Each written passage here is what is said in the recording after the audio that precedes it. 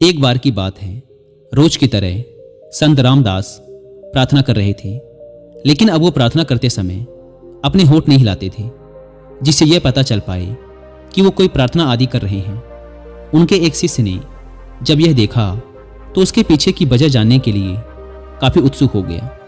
उत्सुकता के साथ शिष्य एक दिन संत रामदास के पास गया और बोला, गुरुजी, जब हम प्रार्थना करते हैं तो होंठ हिलते हैं, लेकिन जब आप करते हैं तो नहीं हिलते।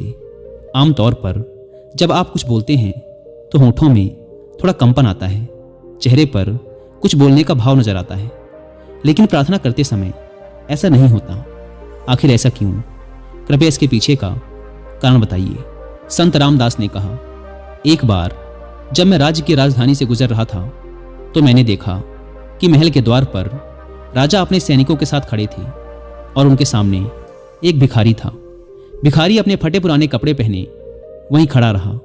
उसका शरीर काफी कमजोर दिख रहा था, मानो कई दिनों से उसने भोजन ना किया हो।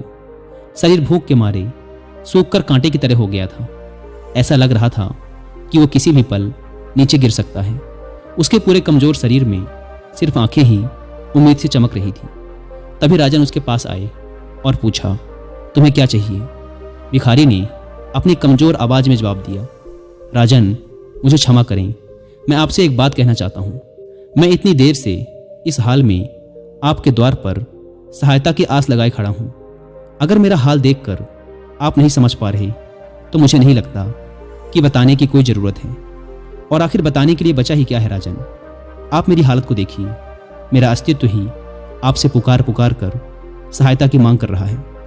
उसकी बात सुनकर पहले तो राजा को थोड़ा गुस्सा आया, लेकिन भिखारी की बातों को समझने के बाद राजा बातों में छुपे गहरे अर्थ को समझ गया और उसने सैनिकों को आदेश दिया कि उस भिखारी के लिए खाने और साफ कपड़ों की व्यवस्था की जाए।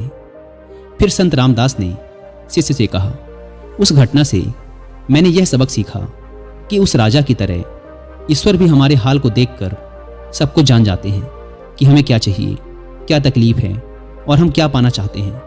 इसीलिए उस दिन से मैंने बोल बोल कर प्रार्थना करना बंद कर दिया। मैं बस भगवान के द्वार पर खड़ा होकर उनकी सच्ची भक्ति करता हूँ। मन ही मन में उन्हें अपनी तकलीफों के बारे में बताता हूँ।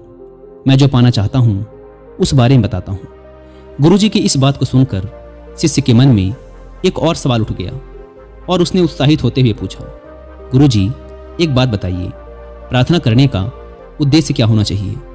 संत रामदास ने मुस्कुराते हुए जवाब दिया, प्रार्थना का उद्देश्य ईश्वर में सच्ची आस्था को मजबूत करना होना चाहिए। इसीलिए तुम ईश्वर के लिए जो भी करो उसे सिर्फ ईश्वर को खुश करने की आस्था से करो। कभी किसी और को दिखाने के उद्देश्य से ना करो। अपनी प्रार्थना को अपने और अपने ईश्वर के बीच ही रखो। अगर तुम्हारी आस्था मजबूत होगी तो ईश्वर तुम्हारी प्रार्थना को जरूर पूरी करेंगे।